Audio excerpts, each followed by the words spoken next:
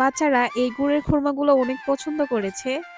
আর এইভাবে গুড়ের খুরমা তৈরি করলে খেতে অনেক মজা লাগে আর অনেক দিন পর্যন্ত সংরক্ষণ করে রাখা যায়। ওয়েলকাম, আমার চ্যানেলের নাম সোমা কিচেন 0.0। আসসালামু আলাইকুম। আজকে এই মজাদার গুড়ের খুরমা তৈরি করার জন্য এখানে আমি 2 কাপ ময়দার আটা নিয়ে নিয়েছি।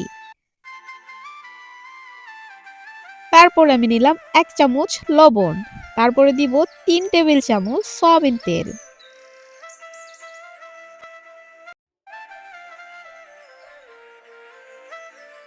এটা আমি এখন হাত দিয়ে ভালো করে মিক্সড করে নিব।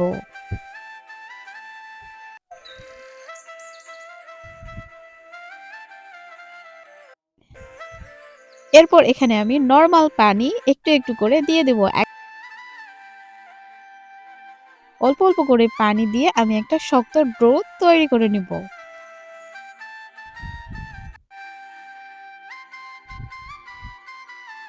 আমার ডো প্রায় তৈরি।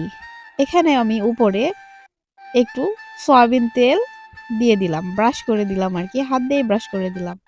এখন এটা আমি কিছুক্ষণের জন্য ঢাকনা দিয়ে ঢেকে রাখবো, 15 থেকে 20 মিনিটের মতো।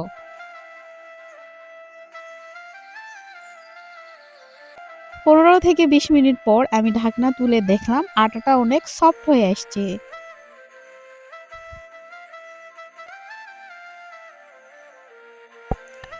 তারপরে এটা আমি 2টা ভাগে ভাগ করে নিয়েছি আর এখানে নিয়েছি ফ্রি বানান। এখন আমি এটা রুটির মতো করে বেলে নিব। তবে রুটির মতো অত পাতলা করে বেলে নিব না, একটু মোটা সাইজের করে আমি এটা বেলে নিব। কতটুকু মোটা করে বেলবেন আমি ভিডিওতে দেখিয়ে দিচ্ছি।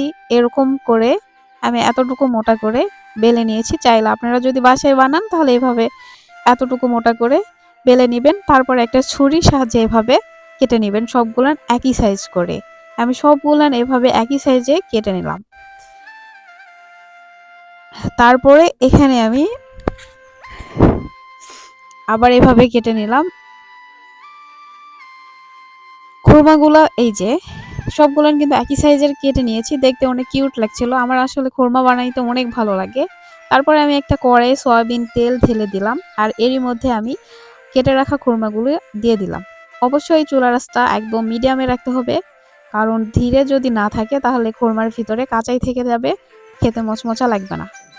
আমি কিন্তু চুলার আঁচটা একদম মিডিয়াম দিয়ে ভেজে নিয়েছি। আপনারা একটু সময় নিয়েই খুরমাগুলো ভেজে নেবেন। তারপরে আমি একটা কড়াইয়ে খেজুরের পাটালি গুড়গুলা 1 কাপ পরিমাণে দিয়ে দিলাম। আমি এর আগেও বানাইছিলাম, এই জন্য বেঁচে গেছিল গুড়গুলা, এই জন্য আমি একটা পটে তুলে রাখছিলাম। আর এরকম গুড় জাল করার পর এরকম সুতা কাটবে যখন, তখন বুঝে নিতে হবে যে গুড়ের শিরাটা রেডি। এখন এই যে ভেজে রাখা খুরমাগুলা দিয়ে দেওয়া লাগবে গুড়ের শিরার মধ্যে, মানে আমরা তেলে যে খুরমাটা ভেজে নিলাম ওইটা এখন গুড়ের শিরার মধ্যে দিয়ে দিতে হবে।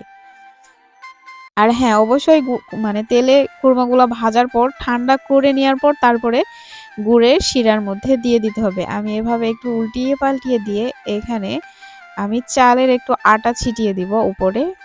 তাহলে হবে কি, গুড়টা খেতে অনেক মচমচা লাগে আর অনেক দিন পর্যন্ত সংরক্ষণ করে রাখা যায়। এই গুড়ের খুরমাগুলো কিন্তু 6-7 মাসেরও বেশি সংরক্ষণ করে রাখতে পারবেন। তো এই যে আমার কিন্তু গুড়ের খুরমাটা একদম রেডি, দেখতে অনেক সুন্দর আর অনেক লোভনীয় হয়েছে, খেতে অনেক মচমচা হয়েছিল। দোকানের যে খুরমাগুলো আমরা কিনতে পাই তার থেকে 1000 গুণ বেশি স্বাদের ছিল এই খুরমাটা।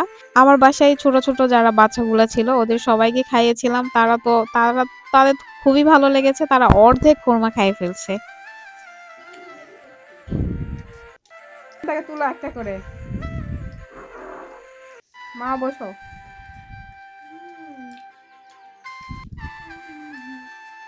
কেমন হয়েছে? কেমন হয়েছে?